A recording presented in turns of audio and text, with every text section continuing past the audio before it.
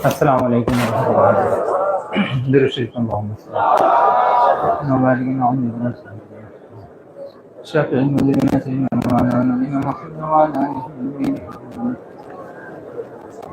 وذریاتہ وازواجہ واصحابہ وأولیائہ وأمته أجمعین كما صلیت وسلمت وبارکت ورحمت علی سیدنا ابراہیم وعلى آل سيدنا إبراهيم إنك حميد مجيد اللهم صل وسلم وبارك على عبدك ورسولك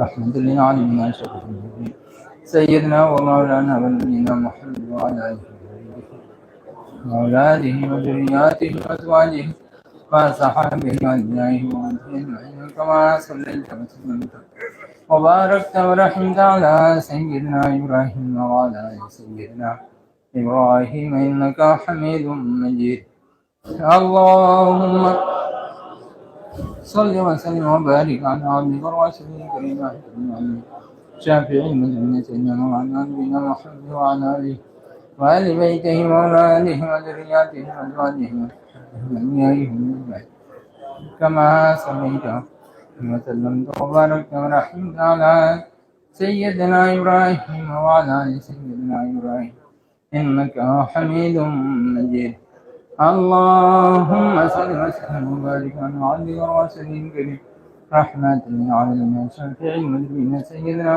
ومولانا ونبينا محمد وعلى آله وبيته وأولاده وذرياته وأزواجه وأصحابه وأوليائه وأمته أجمعين كما صليت وسلمت وباركت ورحمت على سيدنا إبراهيم وعلى آل سيدنا إبراهيم إنك حميد مجيد اللهم صل وسلم وبارك على عبدك ورسولك الكريم رحمة للعالمين شفيع المذنبين سيدنا ومولانا ونبينا محمد وعلى آله وآل بيته وأولاده وذرياته وأزواجه وصحابه وأوليائه وأمته أجمعين كما صليت وسلمت وباركت ورحمت على سيدنا إبراهيم وعلى آل سيدنا إبراهيم إنك حميد مجيد اللهم صل وسلم وبارك على عبدك ورسولك الكريم رحمة للعالمين شفيع المذنبين سيدنا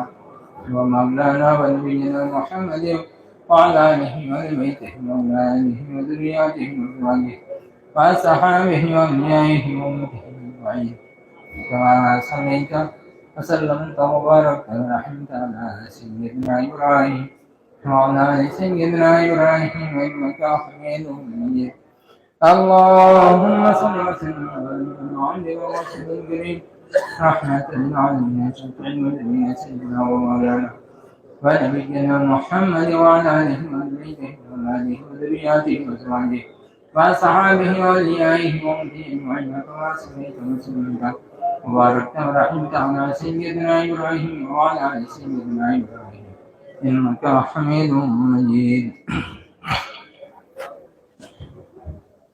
نحمده ونصلي على رسوله الكريم ونعوذ بالله من شرور أنفسنا ومن سيئات أعمالنا من يهده الله فلا مضل له ومن يضلل فلا هادي له ونشهد أن لا إله إلا الله وحده لا شريك له ونشهد أن محمدا عبده ورسوله أما بعد أعوذ بالله من الشيطان الرجيم بسم الله الرحمن الرحيم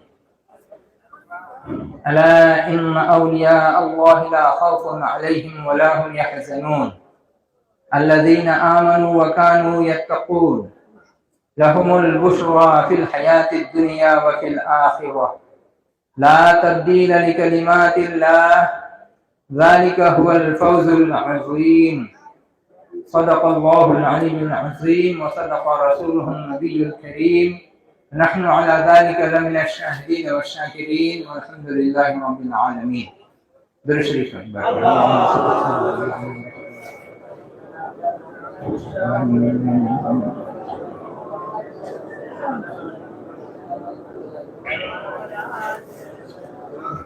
محترم علماء کرام، معزز سامعین حضرات، میرے بزرگوں، دوستوں،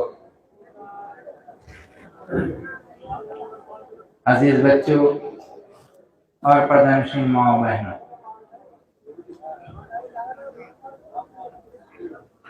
مرشد کی طرف سے تھوڑی دیر کے لیے کھڑے ہونے کی اجازت ملی ہے۔ الحمدللہ، بہت شکریہ کہ مجھ ناچیز کو اس مبارک کام میں شرکت کا موقع عطا فرمایا گیا۔ میں نے قرآن کریم کی سورہ یونس سے یہ آیت کریمہ کی تلاوت کا شرف حاصل کیا، 62، 63 اور 64 نمبر کے۔ اللہ تبارک و تعالیٰ اس آیت کریمہ میں ارشاد فرماتا ہے اپنے اولیاء کے بارے میں۔ اولیاء یہ لفظ جمع ہے ولی کی، ولی کی جمع اولیاء۔ ولی ایک دوست، بہت قریبی، نزدیکی جو لوگ ہوتے ہیں، اور دوسرے اس کی جو جمع ہے یعنی پلورل، بہو وچن جو ہوتا ہے وہ ہے اولیاء۔ اب یہ اولیاء دو طرح کے ہوتے ہیں۔ کچھ اولیاء ایسے ہوتے ہیں جو نیکوکاروں کے ساتھ ہوتے ہیں، اللہ کے ساتھ ہوتے ہیں، اللہ کے ولی ہوتے ہیں، اللہ کے دوست ہوتے ہیں۔ اب کچھ ایسے ہوتے ہیں جو ٹیڑھے کام والوں کے ساتھ ہوتے ہیں، ٹیڑھا کام کرنے کے ساتھ ہوتے ہیں، برائی کا حکم دینے والے ان کا ساتھ دیتے ہیں، فتنہ و فساد کی طرف جن کا رخ موڑ دیتے ہیں یا موڑنے والے ہوتے ہیں، غلط رہنمائی کی طرف ان کا جو سامنے کا جو نظریہ ہوتا ہے اس طرف وہ اپنے خیال کو موڑتے ہیں۔ اس طرح سے کچھ تو اللہ کے ولی ہوتے ہیں، اور دوسرا یہ گروپ ہوتا ہے جو شیطان کا ولی ہوتا ہے۔ یہ دو گروپ ہوتے ہیں، اللہ کے ولیوں کا ایک گروپ اور ایک شیطان کا جو ولی ہوتا ہے اس کا ایک گروپ۔ شیطان کے ولیوں کا جو گروپ ہوتا ہے تمام برائیوں کا کام، تمام خرابیوں کا کام، فتنہ و فساد کا کام، لڑائی جھگڑے کا کام، بری باتوں کا کام، لوگوں میں انتشار پھیلانے کا کام، یہ سارے کام اولیاء الشیطان کرتے ہیں۔ اور اولیاء اللہ کیا ہیں؟ اولیاء اللہ وہ ہیں کہ جو نیک کام کی طرف رغبت دلاتے ہیں، برائی سے روکتے ہیں، اچھے کاموں کا حکم دیتے ہیں، نماز کی طرف، روزے کی طرف، نیک امور کی طرف، فتنہ و فساد کو دور کر کے لوگوں میں اتحاد و اتفاق کی طرف ان کا رجحان بھی ہوتا ہے اور لوگوں کو اس کی طرف مائل بھی کرتے ہیں۔ یہی ساری وجوہات ہیں جن کی بنا پر حضرت مولانا شاہ صوفی مفتی اذان غاشی رحمۃ اللہ تعالی علیہ نے یہ حقانی انجمن کی داغ بیل ڈالی۔ یہ حقانی انجمن کی بنیاد جو ڈالی اسی لیے تاکہ تمام فتنے اور فساد، تمام دروغ گوئیاں، تمام مکر و فریب، تمام دغا بازی، تمام خرافات، تمام کجرویاں، تمام ٹیڑھے راستے، تمام ٹیڑھے طریقے اور فتنہ و فساد بونے کے سارے راستوں کو بند کر کے ایک راستہ صراط مستقیم پر لا کر سب کو گامزن کریں۔ حقانی انجمن کی بنیاد اسی بنیاد پر پڑی، نام حقانی اسی لیے پڑا۔ حق پر چلنے والا، حق پر گامزن جو راستہ ہے اسے حقانی کہتے ہیں۔ حق پر چلنے والے کو اور حق راستہ اختیار کرنے والے کو، حق بات ماننے والے کو، حق بات پھیلانے والوں کو، لوگوں کے ساتھ امن و شانتی کا پیغام دینے والوں کو، رسول اکرم صلی اللہ تعالی علیہ وسلم کے ساتھ سچی عقیدت و محبت کو پیش کرنے والوں کو، اور اسی عقیدت و محبت کو جو اپناتا ہے اسے حقانی کہتے ہیں۔ ان کے خلاف جو راستے جو چلتے ہیں، ان کے خلاف جو راستے بنائے جاتے ہیں، وہ سارے راستے باطل ہیں، وہ سارے راستے غلط ہیں۔ ان تمام راستوں سے ہٹا کر کے حضرت مولانا اذان غاشی رحمۃ اللہ علیہ نے ایک سیدھے راستے پر ہم تمام لوگوں کو قائم کیا، اور اسی راستے کا نام ہے حقانی انجمن۔ انجمن یہ ایک آرگنائزیشن ہے۔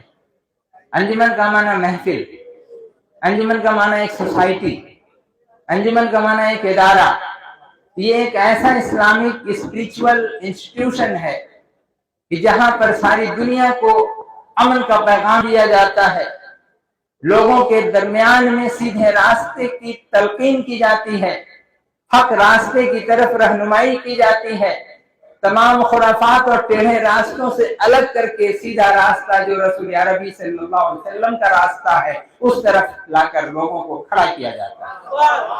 जो तमाम औलिया अल्लाह का रास्ता है उस रास्ते पर लाकर के खड़ा किया जाता है। अब आप कहेंगे कि ये रास्ता कौन सा है? ये रास्ता यही है जिस रास्ते पर हम लोग चलते हैं, यही है हक्कानी रास्ता, हक पर चलने वाला रास्ता। दुनिया के लोगों की बातों को छोड़िए, कौन क्या कहता है, कौन क्या ख्याल पेश करता है, कौन आपको इधर से मोड़ने की कोशिश करता है, कौन फितना और फसाद के आड़ में या अपने अच्छे और तौर और तरीका के आड़ में कोई आपको गलत रहनुमाई करे, उसकी तरफ आपको ध्यान नहीं देना। ध्यान देना है कि मुर्शिद मौलाना अज़ान गाची रहमतुल्लाह अलैह ने हमें सिखाया क्या, हमें दर्स क्या दिया, हमें क्या बताया, किस रास्ते पे चलने की हमें तलकीन की, हमें उसी रास्ते को अपनाना है। जो रास्ता मौलाना अज़ान गाची रहमतुल्लाह अलैह का, जो रास्ता मौलाना सूफी मौज़िन क़िबला रहमतुल्लाह अलैह का, जो रास्ता सूफी आफीसी रहमतुल्लाह अलैह का, जो रास्ता हजरत रफीकुल औलिया जनाब सामन सिंगापुरी क़िबला रहमतुल्लाह ताला अलैह का जो रास्ता है, जो रास्ता मौजूदा गर्दी नशीन मास्टर साहब क़िबला का रास्ता है, उस रास्ते को अपनाने का नाम हक्कानी रास्ता है। इस रास्ते में न कोई नज़ा है, न कोई झगड़ा है, न कोई लड़ाई है, न इसके अंदर में कोई खलफशार है, और न इसके अंदर कोई पॉलिटिक्स है। याद रखिए, ये इदारा हक्कानी इदारा है, पॉलिटिक्स का इदारा नहीं है। यहाँ पॉलिटिक्स करके हम अपनी बात को दूसरों के जरिया से पहुंचा दें, उनकी बात को हम इधर से उधर करवा दें, ये चीज नहीं है। यहाँ वही बात है जो हक बात होगी, वही हक बात को हम सबको मानना है। हमें उन्हीं बातों को मानना है जो हमारे मौलाना अज़ान गाची रहमतुल्लाह अलैह ने तमाम मुर्शिदों के जरिया से हम तक पहुंचा दिया, उसी पर हमको अमल करना है।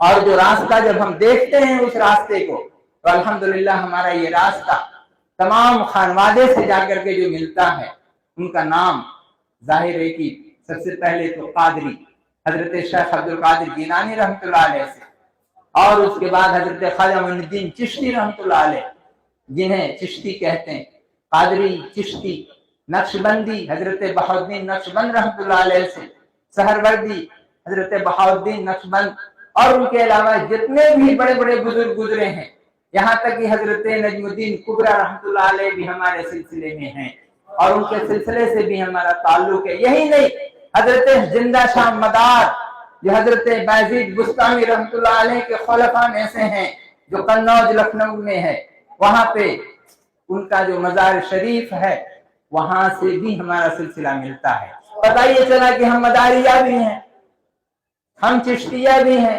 साबिरिया भी हैं, हम कुबराविया भी हैं, हम नक्शबंदिया भी हैं, हम कादरिया भी हैं।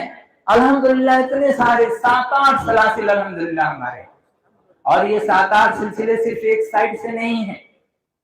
हजरत फजल रहमान गंज मुरादाबादी रहमतुल्लाह अलैह जैसे उलुल अज़्म और जलील कद्र आलिम दीन, और आलिम दीन के साथ बहुत बड़े अल्लाह के वली, अजीब अजीब उनके वाकयात जब हम देखते हैं, गौर करते हैं कि उनके वाकयात भी अजीब होते हैं। एक मर्तबा का वाकया है कि अपने वालिद गिरामी के साथ वो कहीं जा रहे थे, और जाते जाते रास्ते में कोई चीज थी, उनके वालिद ने ले लिया उसे। ये ठहर गए, कहा अब्बू जान ये किसका है? नहीं है, आपने लिया, बिना इजाजत क्यों ले लिया? छोटा सा बच्चा, उस वक्त उनकी तकवे का आलम ये है कि उस वक्त अपने वालिद गिरामी को कहते हैं कि अब्बा ये मेरे ख्याल से दुरुस्त नहीं है, आप इसे छोड़ दें। वालिद गिरामी मजबूर होते हैं, उस चीज को छोड़ देते हैं। बोले बेटा तेरे अंदर ये सारी चीज अभी से पैदा हो गई है, ये अभी से, बाद में क्या होगा? वो ऐसे वली अल्लाह थे कि जो यूं कह लीजिए कि दिन में वो चांद दिखा देने वाले या दिन में तारा दिखा देने वाले थे, इस तरह के वाकया। और उनका जो रब्त था, वो चलते फिरते हर आन वो जब कभी भी ऊपर सर उठाया वो खुदा के दीदार में लग जाते थे। ایسا بزرگ ہمارے سلسلے میں ہمارے دادا پیر ہوتے ہیں، تو یہ ایسے ہی ہوتا ہے کیا؟ صرف اسی طرح سے ہوتا ہے کیا؟ خالی 5 وقت نماز پڑھ لیا، روزہ رکھ لیا، زکات دے لیا، حج کر لیا، ایسے ہی ہو جاتا ہے کیا؟ بڑی جانفشانی کرنی پڑتی ہے۔ اجفا جانفشانی تو جانفشانی، میرے بزرگوں دوستوں، اس دل کو جلانا پڑتا ہے، اس دل کو جلانا پڑتا ہے۔ اور یہ دل کیا ہے؟ اس دل کو، یہ دل اللہ کا عرش ہے، اللہ کا تخت ہے، اور اس کے اوپر میں جو ہے وہ دھیرے دھیرے کر کے اس کو جلا جلا کے خاک کرنا پڑتا ہے۔ اللہ اور اس کے رسول صلی اللہ علیہ وسلم کی عشق و محبت میں اسے ڈبانا پڑتا ہے، ڈبو ڈبو کے اسے تر کرنا پڑتا ہے، پھر اس میں ایک درخت پیدا ہوتا ہے، اور اس درخت کے اوپر میں جب اللہ لکھا ہوا ہوتا ہے، پھر وہ سلسلہ، وہ دل جب اللہ سے ملتا ہے، تب اس دل کے اندر جو ذکر ہوتا ہے، پھر اس کے ہزاروں درخت ہو جاتے ہیں، ہزاروں برانچز ہو جاتے ہیں۔ تو یہ اس وقت ہوتا ہے، اور یہ کرنے کے لیے ظاہر ہے کہ ہمارے لیے ہونا کیا چاہیے؟ ہم اوپر سے کہیں قال اللہ قال رسول، اس سے نہیں ہوتا۔ بجز عشق نبی جتنے محدث ہیں جہاں میں، بجز عشق نبی جتنے محدث ہیں جہاں میں، آتا ہے بخار ان کو، بخاری نہیں آتی۔ کیا جی؟ بجز عشق نبی جتنے محدث ہیں جہاں میں، دنیا میں جتنے سارے حدیث پڑھانے والے، حدیث جاننے والے لوگ ہیں، اگر ان کے اندر عشق مصطفیٰ نہیں ہے، ان کے اندر عشق نبی نہیں ہے، عشق رسول پاک صلی اللہ علیہ وسلم نہیں ہے، بنا عشق رسول کے وہ اگر حدیث پڑھا رہے ہیں، ان کا وہ حدیث بخاری اور اس کا نہیں، بلکہ انہیں بخار پکڑے ہوئے ہے، جس کی وجہ سے یہ شاعر نے کہہ دیا۔ پتہ یہ چلا کہ ہمیں اگر حدیث پڑھانا ہے یا حدیث پڑھنا ہے، پہلے رسول عربی صلی اللہ علیہ وسلم کی محبت اپنے دل میں ہمیں بٹھانا پڑے گا۔ جب ہم اس محبت کو اپنے دل میں رکھیں گے، اور اس محبت کو رکھ کر کے جب ہم رسول پاک صلی اللہ علیہ وسلم کی ایک ایک بات کو جب ہم غور کریں گے اور پڑھیں گے، اس وقت اس حدیث کا جو فیض ہمیں ملے گا، اس کا کیا کہنا، اس کا کیا کہنا۔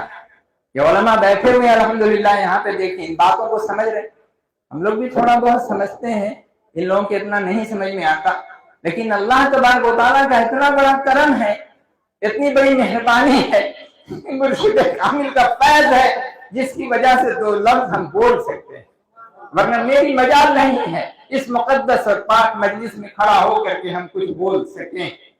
اس مجلس کا معاملہ ہی الگ ہے، اس مجلس کا معاملہ، اس کا انتظام، اس کا جو کچھ بھی آپ دیکھ لیجئے، روحانی سلسلہ، روحانی فیض جو یہاں جاری ہے، جو دکھائی نہیں دیتا لیکن محسوس کیا جاتا ہے، اور جب وہ محسوس ہوتا ہے، ہر کسی کو محسوس بھی نہیں ہوتا۔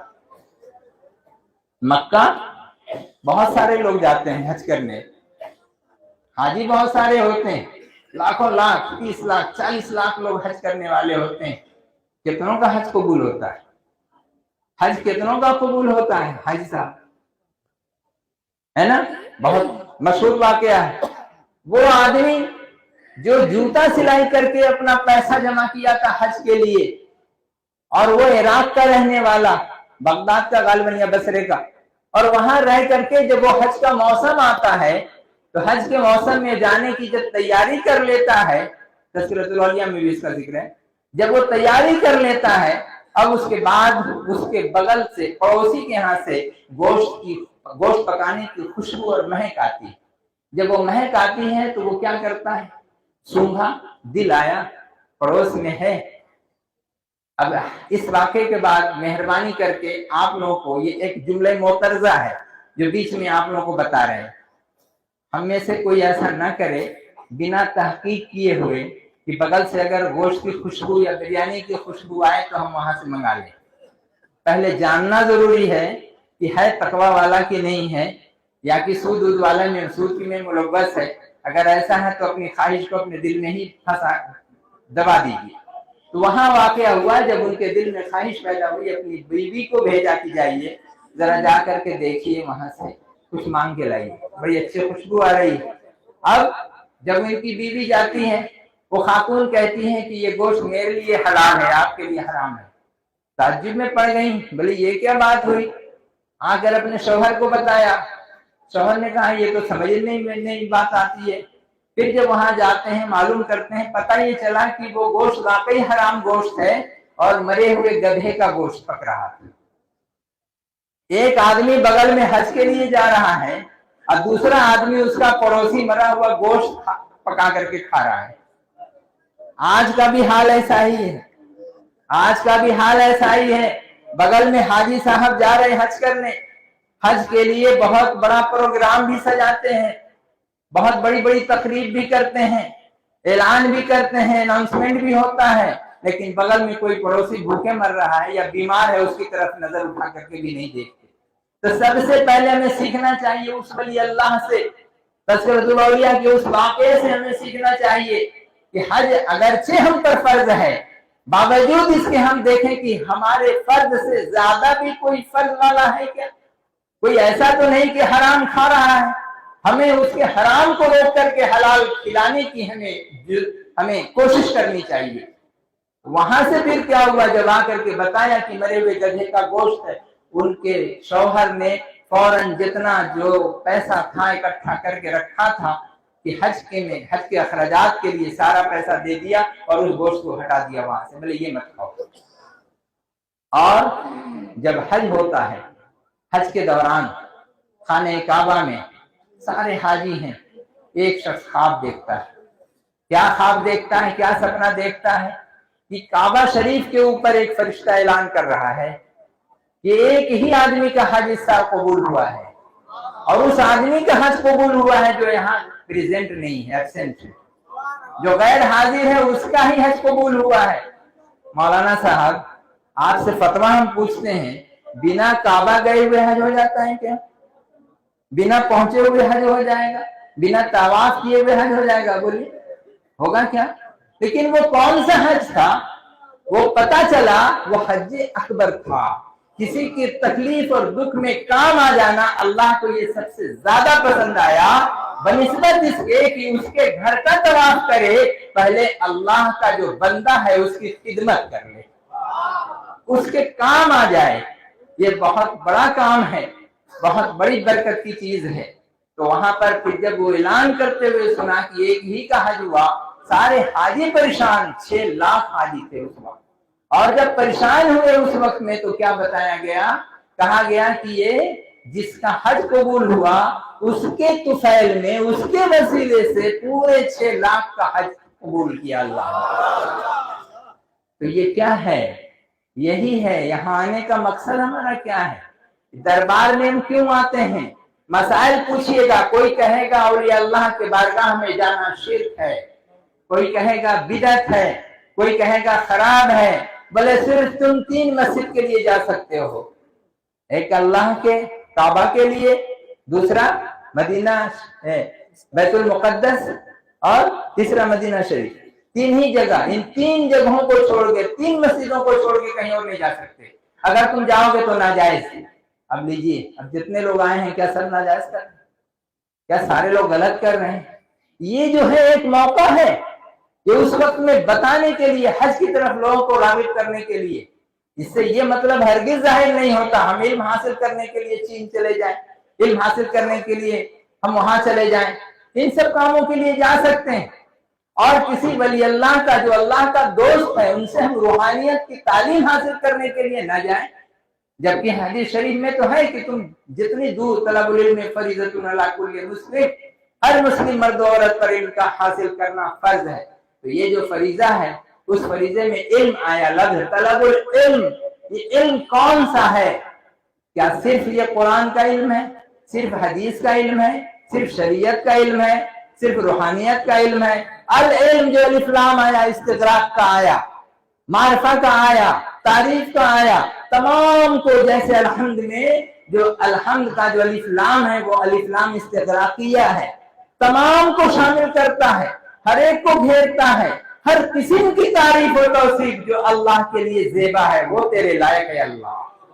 اسی طرح سے جتنے سارے علوم ہیں ان تمام علوم کو اللہ کے رسول صلی اللہ علیہ وسلم نے جو فائدہ مند نافع علوم جتنے ہیں، اب یہ مطلب نہیں ہے کہ ہم اس میں اب ٹک ٹاک بنانا شروع کر دیں، وہ بھی ایک علم ہے، ہم اس میں جو ہے اور کچھ دوسرا کرنا شروع کر دیں، اور جتنا بھی ابھی جو بوال جتنا آیا ہوا موبائل کے اندر میں، ان تمام موبائل کو سیکھنا اور اس کے تمام کیریکٹرز کو جاننا، یہ ساری چیزیں وہاں سے ہٹتی ہیں۔ صرف مفید علم، نافع علم جو ہے ان کا حاصل کرنا ہمارے لیے فرض ہے، اور اس کا فرض حاصل کرنا، اس کے لیے ہمیں سفر کرنا، یہ ساری چیز ہمارے لیے جائز ہے۔ ورنہ آدمی ایک ملیشیا میں رہتا ہے کہ انڈونیشیا میں رہتا ہے، وہاں سے چلا جاتا ہے قاہرہ جا رہا ہے، کوئی مصر جا رہا ہے، کوئی کہیں جا رہا ہے پڑھنے کے لیے، آخر کیسے چلا جا رہا ہے؟ کیا وہ سب غلط ہو جا رہا ہے؟ کیا وہ ناجائز اور حرام ہو رہا ہے؟ نہیں، ایسی بات نہیں ہے۔ علم کے حاصل کرنے کے لیے وہ بھی ایک علم ہے۔ حضرت نجم الدین کبری رحمۃ اللہ علیہ، کیا وہ خالی فقیر تھے؟ کیا صرف ولی اللہ تھے؟ نہیں، بہت بڑے عالم دقاق تھے، اور بہت بڑے عالم تھے۔ عالم کے ساتھ ساتھ محدث وہ تھے، فقیہ وہ تھے، مفسر وہ تھے۔ لاسٹ میں جا کر کے روحانیت کے طلبگار ہوتے ہیں، اور ایک ایسا فقیر بنتے ہیں کہ علامہ فخر الدین رازی، امام المسلمین، بلکہ میں کہتا ہوں شیخ الاسلام والمسلمین، اس وقت میں ان کو بھی جانا پڑا کن کے پاس؟ حضرت نجم الدین کبری کے پاس۔ حضرت نجم الدین کبری رحمۃ اللہ علیہ کے سلسلے سے ہمارا سلسلہ جڑ کر کے کبراویہ ہوتا ہے، اسی کبرا سے کبراویہ۔ میرے بزرگ اور دوستو، آپ کو حیرت ہوگی، اب تک ہم لوگ صرف نماز، وظیفہ، یہ وہ فوائد، یہی ساری چیزیں ہم لوگ جانتے ہیں، اتنا ہی معلوم ہے۔ لیکن ان سب چیزوں کو جب ہم جانیں گے اور جب سمجھیں گے تو ہم لوگ کو خود ہی حیرت ہوگی، یار ہم لوگ کا سلسلہ اتنا اونچا ہے، اتنا بڑا سلسلہ ہے، ہم لوگ کو پتہ ہی نہیں۔ غور کیجئے، یہ اللہ کا کتنا بڑا احسان ہے، مولانا زانگاشی رحمۃ اللہ علیہ کا کتنا بڑا احسان ہے کہ انہوں نے ہم کو ایسے سلسلے میں داخل کیا، اور سب کے تمام سلسلوں کو ایک ساتھ جمع کر کے ایک سلسلہ حقانی کیا بنایا؟ حقانی۔ اور اس کے ساتھ جس کو جامعیہ سلسلہ کے طور پر بھی کہتے ہیں، جامعیہ کا مطلب جامع، ہر ایک کا جمع کرنے والا۔ میرے بزرگ اور دوستو، یہ جو چیز ہے، ان چیزوں کی طرف جب ہم معلوم کرتے ہیں، جب ہم دیکھتے ہیں، تو ان تمام کی طرف ہمارا مقصد صرف ایک ہوتا ہے، کیا؟ معرفت الہی کا حاصل کرنا۔ یہی مول علم جو ہے، اصل علم جو ہے، یہی علم ہے۔ اور باقی جتنے سارے علوم ہیں وہ سب، حضرت فخر الدین رازی جب پہنچتے ہیں حضرت نجم الدین کبری کے پاس، تو اس وقت وہ حضرت نجم الدین کبری رحمۃ اللہ علیہ سے فخر الدین رازی فرماتے ہیں کہ میں نے یہ اعلان کروایا تھا کہ ہمارے پاس سبھی لوگ آئیں گے اور آ کر کے ملاقات کریں گے، اس لیے کہ میں امام المسلمین ہوں۔ تو سبھی تو آئے، لیکن پتا چلا کہ آپ نہیں آئے۔ معلوم کرنے پہ پتا چلا کہ ایک فقیر ہے جو اپنے یہاں رہتا ہے، چند مریدوں کو وہ اسلام کی تبلیغ کرتا ہے، وظیفہ وغیرہ بتاتا ہے، وہ نہیں آیا۔ تو کیوں نہیں آیا؟ ان کے دل میں کھلبلی پیدا ہوئی کہ آنا چاہیے تھا۔ لوگوں نے کیا کیا کہ ایک باغیچے میں کھانے کا انتظام دونوں کے لیے کر دیا اور ایک ساتھ بٹھا دیا۔ اسی وقت انہوں نے پوچھا امام فخر الدین رازی نے کہ آخر آپ آئے کیوں نہیں میرے پاس؟ بولے میں آپ کے پاس جا کے کیا کرتا؟ مجھ سے آپ کو فائدہ کیا پہنچے گا؟ اگر میں جاتا آپ کو کیا فائدہ پہنچتا؟ کچھ نہیں۔ اور میں نہیں گیا تو آپ کا کیا نقصان ہوا؟ کوئی نقصان بھی نہیں۔ اسی لیے میں رہ گیا، نہ مجھ سے فائدہ پہنچے گا، نہ مجھ سے آپ کو کوئی نقصان ہوگا، تو ایسے آدمی کا جانا یا نہ جانا دونوں برابر ہے۔ تب انہوں نے کہا یہ جو بات آپ کر رہے ہیں یہ تو اہل سلوک کی بات ہے، علم والا علم والے کو پہچانتا ہے، کیا چور چور کو پہچانتا ہے، عالم کو پہچانتا ہے نا؟ سائنٹسٹ ایک سائنٹسٹ کو پہچانتا ہے، ایک میتھمیٹیشین دوسرے میتھمیٹکس کے چال کو سمجھتا ہے، ایک لاٹھی اور تلوار چلانے والا دوسرے لاٹھی تلوار چلانے والے کے داؤ اور پیچ کو جانتا ہے۔ ہر کوئی جانتا ہے کیا؟ ہر کوئی نہیں سمجھے گا۔ کس کی کاٹ کیا ہے؟ سانپ اگر وہ کاٹ لے تو سانپ کے کاٹ کھائے کا علاج وہی کرے گا جو اس کا منتر جانے گا، یا جو نہیں جانتا وہ اس کے دل میں ہاتھ دے گا، خامخواہ وہ مارا جائے گا۔ یہ ساری چیزیں ہیں۔ حضرت فخر الدین رازی نے جب یہ کہا کہ یہ تو اہل سلوک کی باتیں ہیں، آپ کو کیسے پتا چلا؟ انہوں نے کہا کہ یہ بتاؤ اللہ کو پہچانا، وہی 8 مسئلے والا بیان، اللہ کو پہچانا۔ کہا جی ہاں پہچانا. بولے کیسے؟ بولے کتابوں کے ذریعہ سے. بولے کتابوں کے ذریعہ سے. تو کیا شک آپ کا زائل ہو گیا؟ بولے بہت حد تک شک ہمارا دور ہو گیا اور یقین تک ہم پہنچے. بولے ایسا علم سے کیا فائدہ؟ علم تو ایسا ہونا چاہیے جیسا کہ میں نے سیکھا. میرے دل میں تو ایک ذرا بھی شک کی گنجائش ہی نہیں ہے خدا کے بارے میں. میں نے 100 کا 100 ڈبل 100% ہمارے اندر میں دل کے اندر یقین ہے اللہ کے اوپر. تو پھر ایسی صورت میں ظاہر ہے کہ ہم جب اس چیز کو جب ہم جانتے ہیں تو اس علم کو سیکھنا زیادہ بہتر ہے. تو آپ کو چاہیے کہ وہ علم سیکھیں. اس پر انہوں نے کہا کہ ہاں اسی وقت وہ تائب ہو گئے اور توبہ کر کے ان کے حق کا ارادت میں چلے گئے اور ان کے مرید ہو گئے اور ان کو اپنا پیر بنا لیا. اس کے بعد جو واقعات جو ہوئے ہیں وہ معلوم ہے. اللہ السلام علیکم.